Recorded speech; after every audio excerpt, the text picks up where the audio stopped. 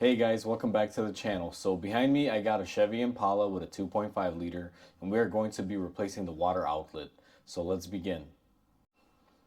The first step in this would be to drain the coolant. Now there's a lot of different ways you can drain the coolant. The way I'm going to choose to do it is if you look here in the passenger front corner of the car on the radiator, you'll notice this petcock.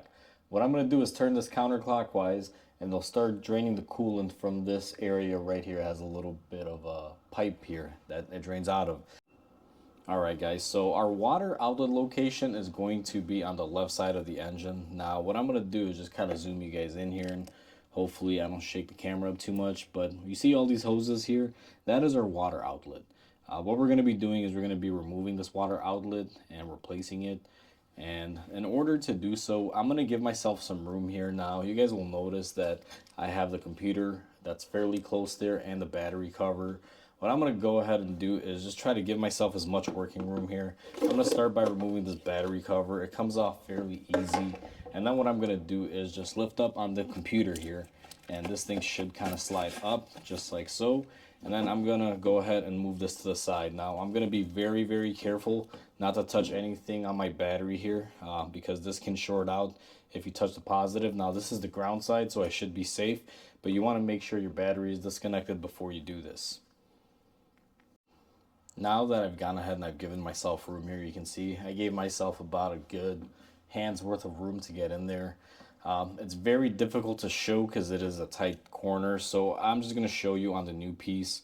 Now the way this thing is bolted up in there is going to be like this, and what you're going to want to do is remove your 10 millimeter here and your 10 millimeter here, disconnect all your hoses, and then you have a connector here for the sensor. Once you do all of that, you can go ahead and take off the old water outlet. Now I got my hoses all disconnected. You have one back here, second one up front, third one here, and the fourth one that is very difficult to see is right here. This is the part that has the tube attached from the new one that we have. This one is going to probably be the most difficult one, and I'll kind of show you when I get off this piece how, to kind of angle it to get it off. I went ahead and I got my 10 millimeter bolts off, guys. Now the way I'm going to do this is I'm going to kind of remove this backwards, just kind of angle it, and then what I'm going to do is just kind of move it back and forth to try to see if I could get my hose off of that line. Now it's moving on both ends, so it's kind of difficult. What you want to do is grab some channel locks or pliers, kind of grab your hose and just wiggle it off of there just to make sure it's free and it's going to come off. It's very hard when you got two things like this that both want to move and have a tendency to move and they don't want to come off. So what I'm going to do is I'm going to go ahead and work that off, and I'll show you guys once I have it fully removed. Okay guys, so I went ahead and I got it removed, and you guys can see, as you saw in the new part, this has to line up with this tube right here. I don't know if you guys can see it, and the problem is that this thing has a little bit of movement to it, so it does want to move, and this thing was kind of stuck to it. So just to kind of give you guys a tip, since I have a new piece that comes with the hose and I don't really have to worry about it, I kind of went ahead and I took a razor blade, I made a little bit of a slit in here just to kind of take some pressure off, and I was working it back and forth and I was able to get it to slide off. That's probably the best method of doing it. Now I don't know how well the camera's going to pick it up, but you can kind of see where I split it right there. That was just to kind of take the tension off. If you want, just be very careful. You can just cut it and just peel it back kind of like an orange and it will come off. But you want to make sure you do not want to gouge up this area right here where it bolts up to, or clamps onto, I should say, for this fact. So what I'm going to do next is I'm going to go ahead and clean up my area there. I went ahead and I cleaned up my area. Now what I want to do is just show you guys how tight this area is. And I apologize for this in advance, guys, because this is why I can't get the camera in there.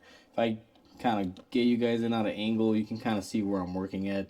It's a very, very tight area.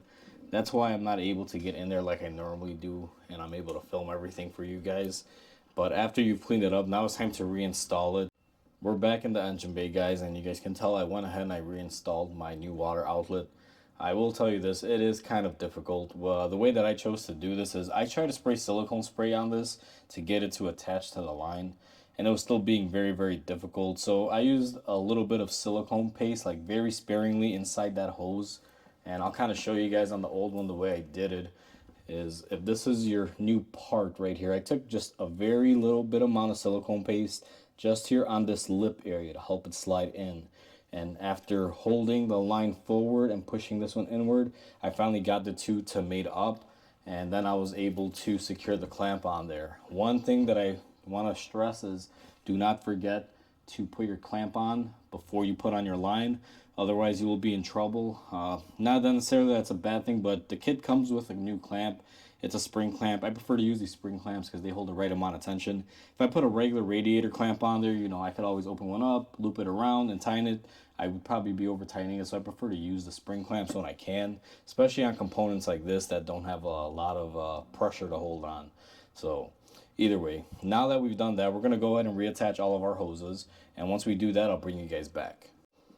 I went ahead and I got all my hoses attached.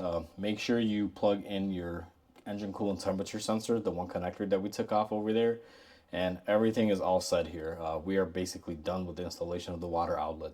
The only thing I'm going to do now is go ahead and hook up my computer back up to the side. It slides right in, put my battery cover on, and then what we have to do is bleed the cooling system.